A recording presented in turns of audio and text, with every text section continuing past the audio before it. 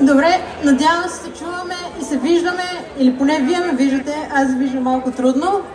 Радвам се, че презентацията се вижда, след като стана малко по-тъмно навън. Това, което според мен в момента притеснява всички, особено след лекциите за AI, които вече минаха, е всъщност ние ще останем ли с работа или ще останем без работа, тъй като очевидно нещата в момента се развиват доста бързо. И с моята лекция всъщност искам да поразсъждаваме малко на тази тема и да видим това дали ще се случи или няма да се случи. Но първоначално, може би е добре да се представя за тези, които не ме познават, въпреки че повечето хора тук се познаваме вече. Накратко казано, аз съм Йо и се чудех какво точно да ви покажа свързано с мен, за да ме познаете по-добре, и прецених, че тази снимка е много подходяща. В едната ръка, предполагам не се вижда, но държа ядково мляко, веганско. В другата ръка държа безалкохолна бира. И нали, надявам се да не ме мразите много, поне това означава, че ще имам повече бира за вас на евента, ако ще ни е свършил бюджета. И преди да сте ме свалили от сцената поради същата причина, може би ще ви кажа малко повече за себе си от професионална гледна точка. Това, с което се занимавам, е, че за късмет или не за късмет съм Head of Engineering at Codexio. От доста години вече пиша на каквото и да ни е поискал клиента. Имаше Java, имаше Java 6, имаше Java 21, имаше Java 8, главно Java 8. Всякакви други неща, които се е налагало. Свикнала съм на тези промени, затова и мога да си позволя да съм на Java бирите.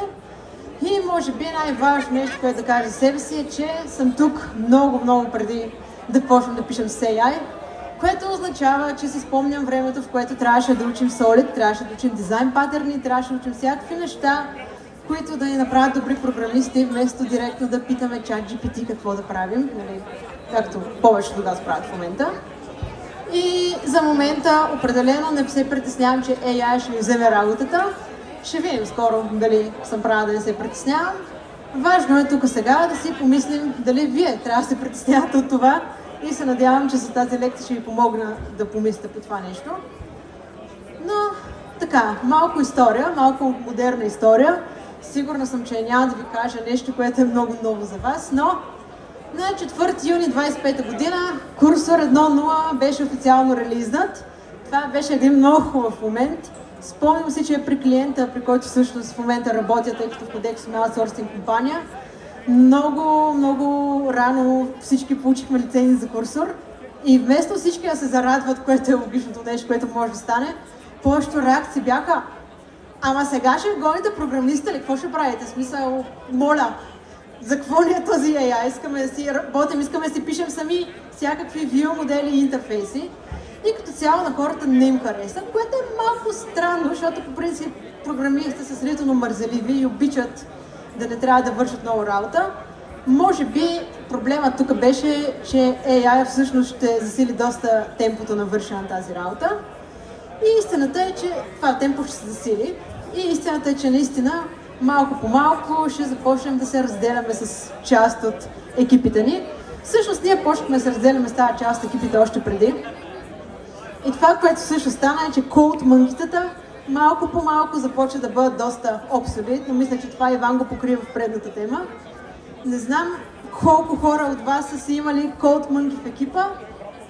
Някой? Да, предполагам, че всички си имаме CodeMonkey. Не знам дали някой се самоопределя като CodeMonkey, като този, който пише на клавиатурата наобратно и главно пие бира в работно време, не знам. Предполагам, че това никой няма да си го признае, но накратко казано, че ако обичате да копипействате и да пишете boilerplate и да получавате subtask в Jira, в който да ви е написано какво да копирате и какво да поставите в репото, най-вероятно AI ще ви замени. И тук е важно да кажем, че тези маймуни си изгубиха работата, само че вече са лица на нашите Java бири, така че поне за това помогнахме. И на място на CodeMonkey-тата, защото все пак трябва да има някой, който се появява, ще са vibe кодерите.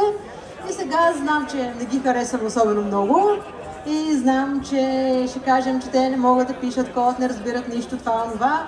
Само, че тия хора могат да вдигнат един цял POC за един ден, да изглежда, че работи и инвеститорът да повярва, че работи и като цяло нямате какво да направите по този въпрос след това. Така че тези хора ще имат доста голяма роля в нашата индустрия. ще имат доста голяма роля и ще променят много неща. Защото в момента имаме Lovable, имаме курсор, имаме всичко останало, което ще им помогне да създадат супер много контент, който да направи впечатление. И това, което имам предвид, е, че за един ден можеш да направиш нещо, което изглежда Enterprise. И това е много по-силно на една презентация, отколкото да се похвалиш колко много микросервиси се създава последните 4 месеца. Хубавото е, че благодарение на тези неща, софтуерните инженери ще продължат да имат много работа. И тази много работа е, че в крайна сметка всичко това, което AI ще продюсне, някой все пак ще трябва да го скейлне. Така че със сигурност, ако учите достатъчно много и все пак имате повече идея какво се случва от това какъв таск имате в Jira, най-вероятно все още няма да си изгубите работата. Но ако става дума за промптове, все пак ще ви помогна набързо да си зададем няколко въпроса един на друг, с които да разберете колко далеч сте от това скоро да ви дадат предизвестие, че позицията ви се освободила поради липса на работа. Първото нещо е дали може да си разделяте проблемите на доста точни и ясни стъпки, тъй като съм забелязала, че едно от любимите неща, които програмистите искат да кажете, дайте ми точни инструкции какво трябва да направя, за да си изпълня таска. Така че ако не може да го направите сами, най-вероятно това, което ще кажете на AI-а, като промпт, е: ето ми го дизайна за e-commerce app, моля ви, напиши ми бекенда, за да работи. И следователно, AI, за разлика от вас, няма да поиска да ми го направите на малки стъпки, а ще направя един джибриш, който след това няма да може да го правите, просто защото не знаете защо трябва да го правите. Следващият въпрос, който може да се зададете е: можете ли да разберете от какво има нужда вашата инфраструктура? Можете ли да мислите в бъдеще колко искате да скейлне вашия ап, колко не искате да скейлне, кога ще имате повече потребители, кога не? Или очаквате някой друг да измисли това за вас, тъй като все пак трябва някой да даде таска? И ако отговорът отново е не, пак вашите промптове ще звучат така: направи ми Docker файл и kubeconfig и искам да ползвам клауда и евентуално ще използвате някакъв AWS, който е хотен в Токио, защото това искате. И следователно още един отвратителен промпт, който в крайна сметка няма да помогне на никой в Enterprise-а. Следващия въпрос, който ми е любимият, е: можете ли да си обясните какво правите на някое 5 годишно? Това мисля, че като цяло за повечето хора отговорът е не, често включително и за мен. И проблемът, този голям проблем, който хората имат много време, ще резултира в промпт, който казва: използвам микросервиси, Kafka, APA, Lagva, моля ви се, моля ти се, оправи го. И следователно нищо няма да оправим, освен да сложи още нещо в кавката, най-вероятно. И най-вероятно да рефактура нещо, което след това се щупи.